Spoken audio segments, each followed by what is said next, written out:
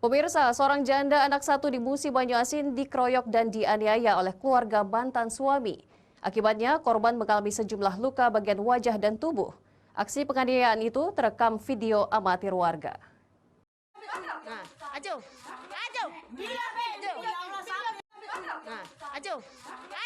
Diduga masih menjalin hubungan, istri dan dua orang keluarga mantan suami keroyok dan aniaya Anggun yang tak lain mantan istri dari keluarga pelaku. Aksi pengeroyokan ini terjadi di depan kosan korban di Kelurahan Soak Baru, Kecamatan Sekayu, Musi Banyuasin. Akibat pemukulan yang dialami janda anak satu ini, korban mengalami luka gores di wajah dan beberapa bagian tubuh. Takut kejadian serupa terulang kembali, korban telah melaporkan kejadian tersebut ke pihak kepolisian. Yang duduk depan nengok langsung modal, langsung ngeroyok.